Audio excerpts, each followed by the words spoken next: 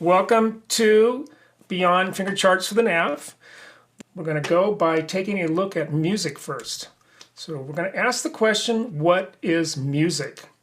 And to illustrate this point, I put up one of my favorite images by one of my favorite painters, Rene Magritte. He wrote this, or he painted this around 1928. This is called The Treachery of Images. And the text underneath the image there says, "This is not a pipe." And indeed, it's not a pipe. It's a painting of a pipe. Or as he told a critic who challenged him on this, well, if it really was a pipe, you could stuff it with tobacco and smoke it. But obviously you can't. So that asks the question then, is this music? Kind of looks like music, but is it? Is this music? Kind of looks like music, not the ones we're used to. This is Stravinsky's Rite of Spring in the score, part of it anyway. Is this music? Actually, this can be played. Believe it or not, I wouldn't try it, but I'm not that good. And then here, this is a piece by Karl Stockhausen, who was an avant-garde composer in the middle of the last century. So is this music? No. They are instructions. They're memory aids, or they're archiving. Music is sound, not instructions on paper.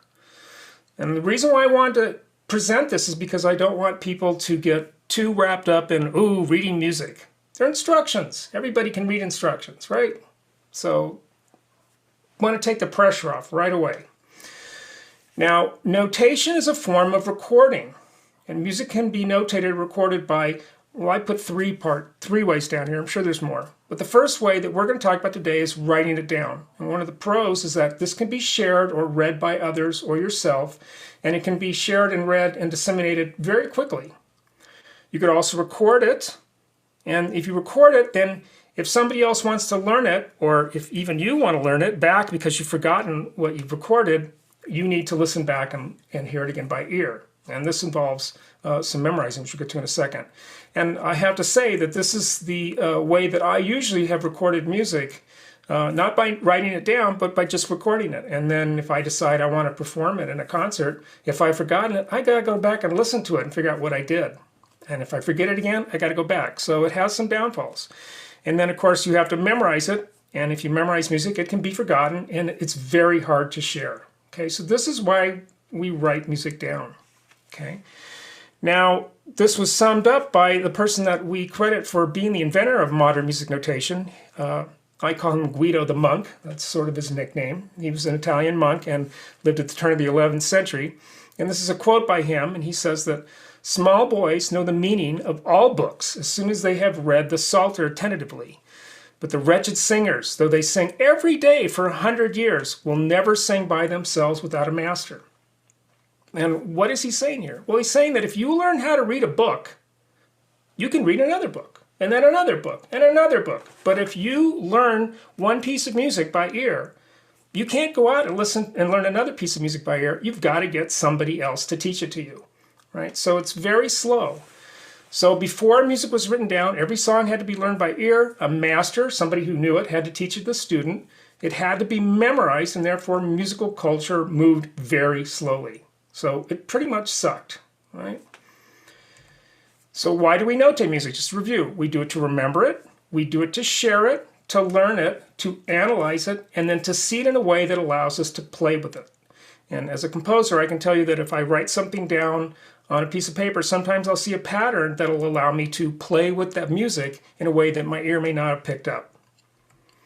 Now, written music for the NAF is not true music in the classical sense, but it borrows musical symbols. It uses notes to represent fingerings. It uses note values, how they look, to express the length, the duration of the note. And it's actually pretty easy and will give you great freedom, which hopefully you'll see here. What we are not learning. So in real music, notes on a page mean a specific pitch. And those pitches have letter names like C sharp, A, E flat, D, G.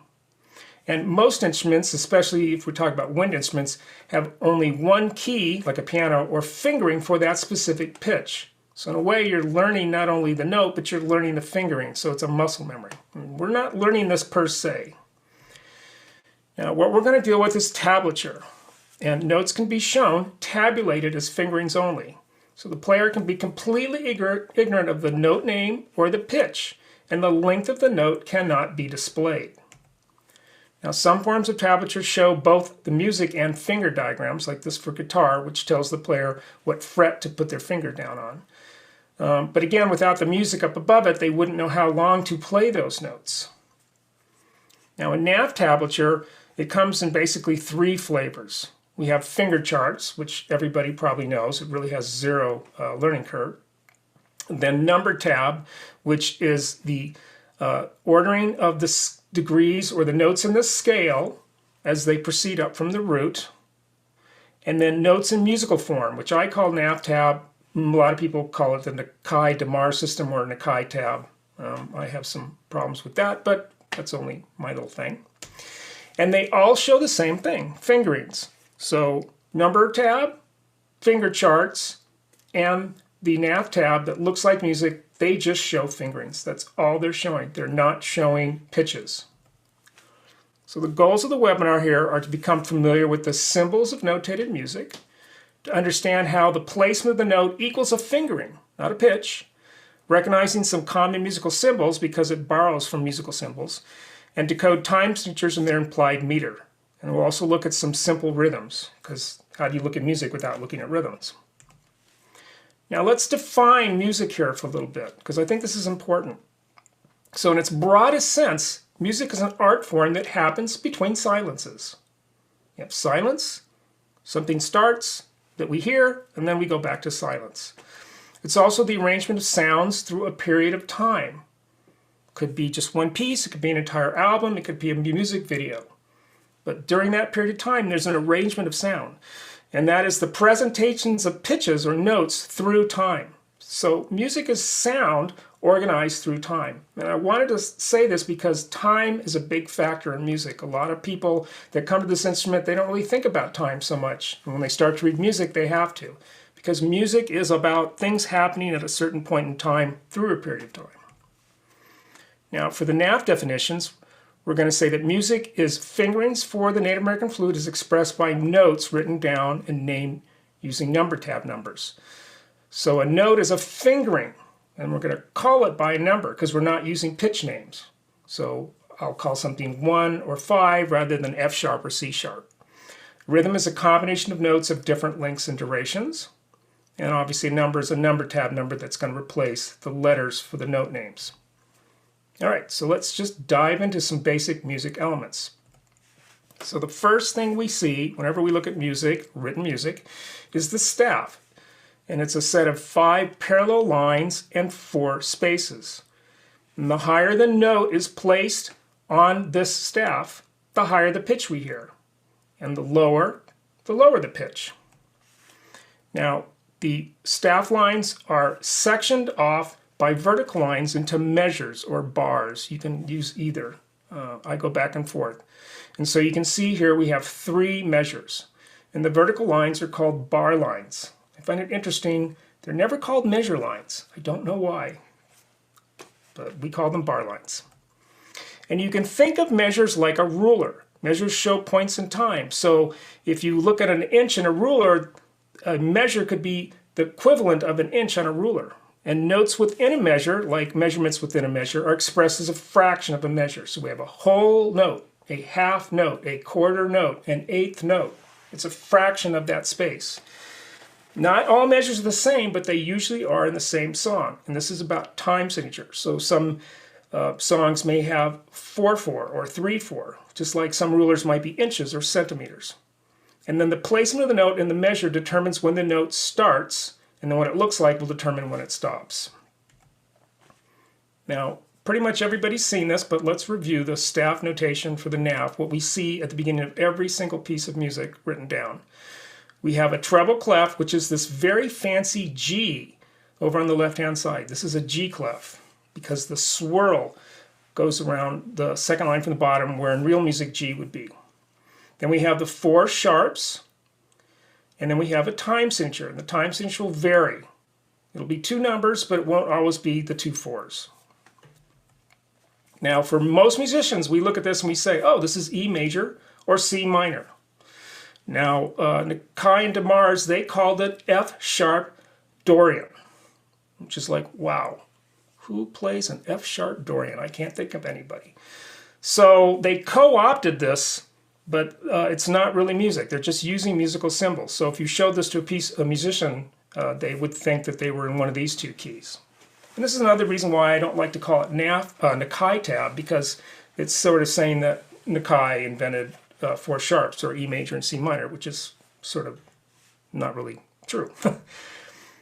Now I sent this out to you guys just very quickly, the number tab review.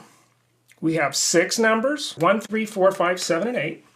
And of those 6 numbers, 4 are odd. 1, 3, 5, and 7, and 2 are even. So when we go to the lines and spaces of a musical staff, you will notice that all the odd numbers are in the spaces. So 1 is on the bottom space, 3 is the next space up, 5 is the third space from the bottom, and 7 is the fourth space from the bottom. And all the even numbers will be placed on lines, starting with the second line up. We don't use the bottom line. So 2, 4, 6, and 8. Now in this webinar, we're only going to look at 4 and 8 because 2 and 6 are not in the pentatonic minor scale. But they still follow. They still fall on a line. And this is with the notes now put in and the numbers put underneath it. So we see 1, 3, 5, 7 on spaces and 2, 4, 6, 8 on lines. And this is true when we put the key signature in. It actually makes it even more true in the way it works. But I'm not going to go into it because it involves real music. And it's true even if we change the note with an accidental. So a 3 sharp is in that space, so it's a 3. It's still a 3. We don't call it anything else. Or a 5 flat is still a 5 because it's a odd number and it's in that space.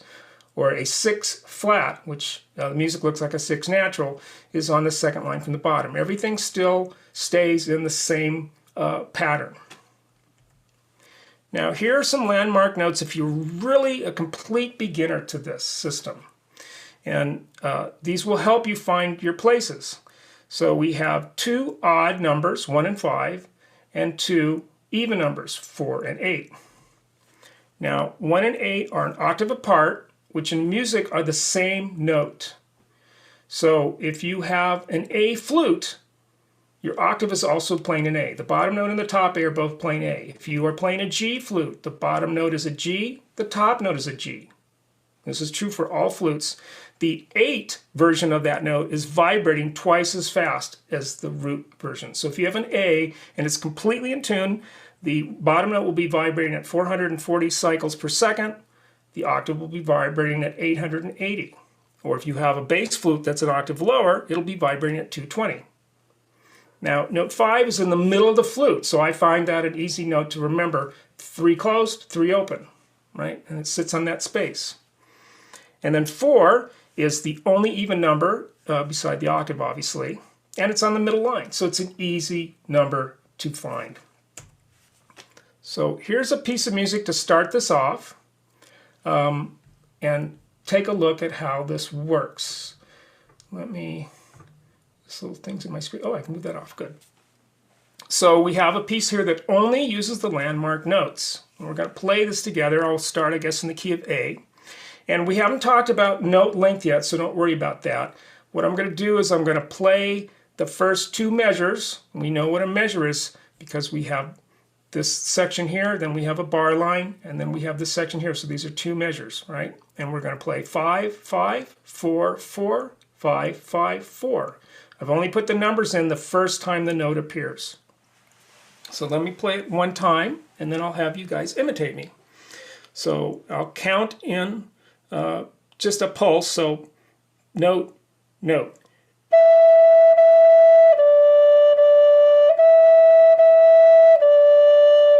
All right? So let's all play that. You're just moving the index finger of your top hand when you cover the floor. So, note, note.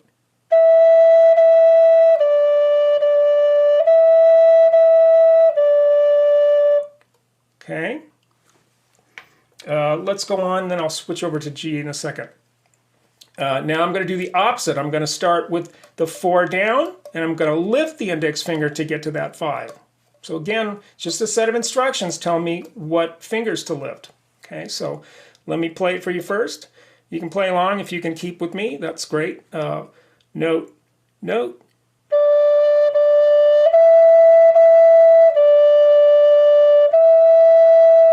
Notice that I'm holding those second notes in that fourth measure of this first line twice as fast, and we'll get into that in a second. So here we go, everybody together on A, note, note.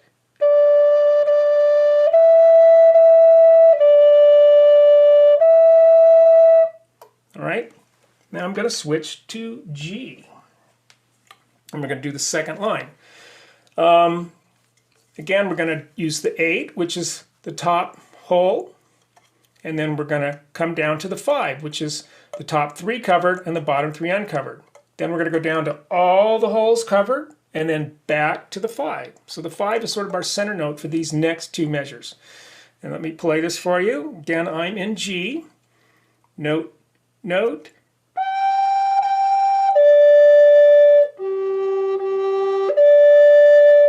Not going to win an Emmy, but it is workable for our purposes. So here we go. Note, note.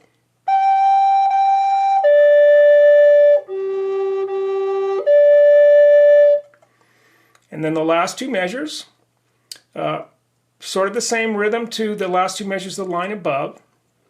And we're going to start on 4 this time. So I'll start again, and then I'll play it another time when everybody can join in if they want. So note, note.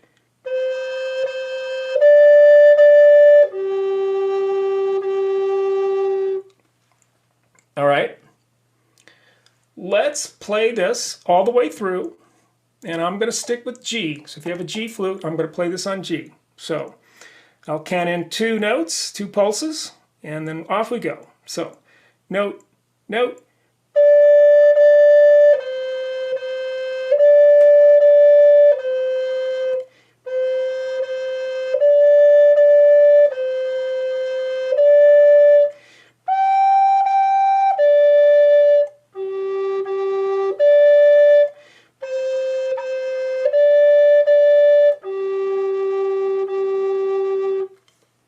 Exciting stuff, huh? All right, let's go on to another piece. This is called Mesa Trail, and we're going to add a couple notes in here. In the second measure, we're going to add 3. And if you look at the music, the first measure is going 5, 4, 5, 4, and 3 just means you're putting down 1 more finger. So let me stop sharing here so you can see. Let me copy the music here. This is all in the handout, by the way. This is on page 3. So I'm going to go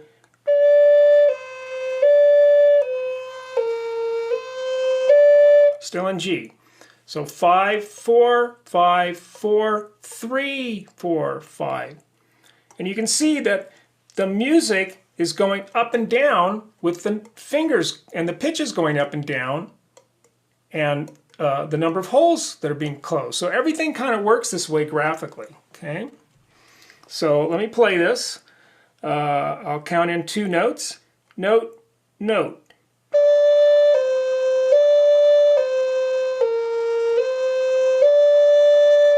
All right, so we're just walking back and forth. Let me do this in A now for those of you who have A flutes. Note, note.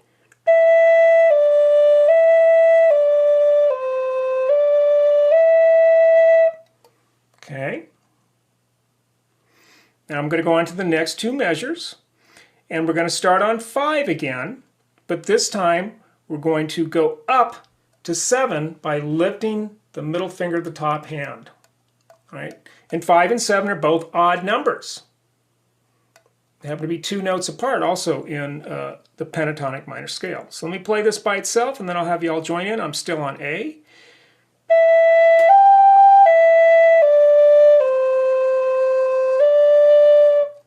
Okay, I will count in note, note.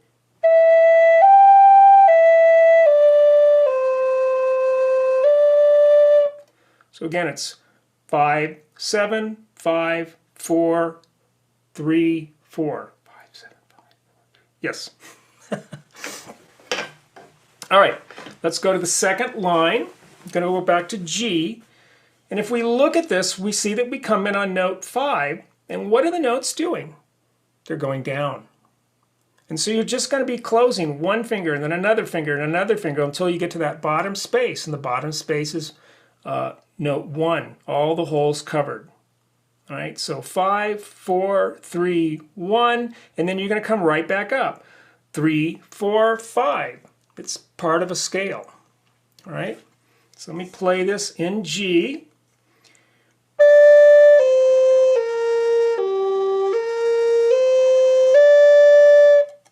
Okay, now everybody together. I'm in G again. One note.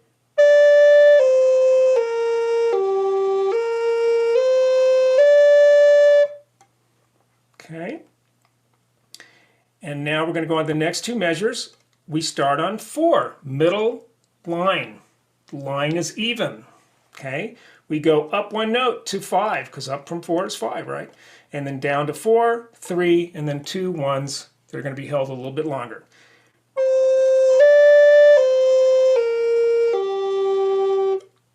Okay, everybody together on G. Note, note.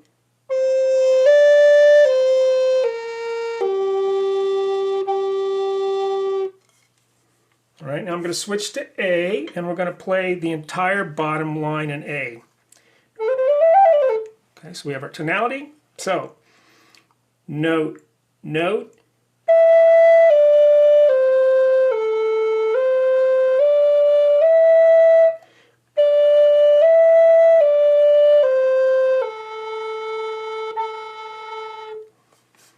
All right, good. Let me go back to sharing my screen. Let's go on to the next song. This is called Hiking the Rim. This is also on page 3 of the handout. And if we look at this, what we see is, again, scales. We're starting on 1, then we're going up to 3, 4, 5, 7, and then back down to 5. This is the first two measures. So this is just a scale. These are the bottom 5 notes of the minor pentatonic scale. Okay. So if I play this, I'm still on A.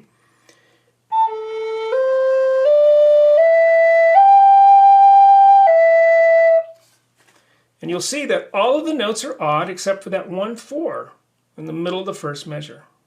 So they're all on spaces, aren't they? Okay. So I'm on A. Why don't we all play this together? Note, note.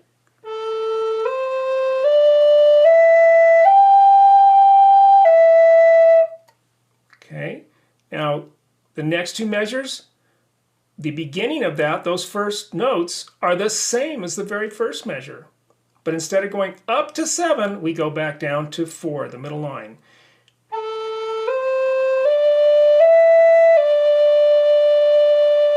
Right? So I'm looking for patterns here, and I advise you to do this too. If you can see, oh, this is doing this, and then it did it again, except for maybe the last note. This is a good way to kind of speed up your process, right?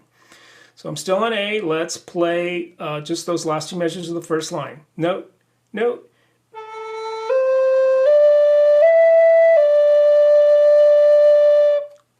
Okay. Let me switch to G. Now here we're going to start on the top note, 8. And we're just coming down, 8, 7, 5, 4, 3. And then we're skipping the middle line and jumping up a space. So we're going from 3 to another odd number, 5. All right, so we're going to lift 2 fingers. We're going to have the half open, half closed on that last note. So let me play this.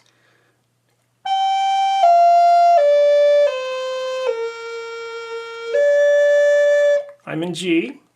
Do it again. Everybody can play along. It has a G. Note, note.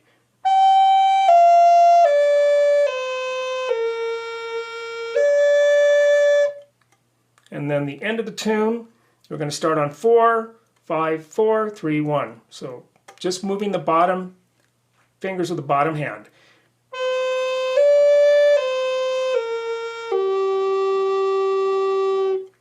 Okay, everybody has a G. Note, note.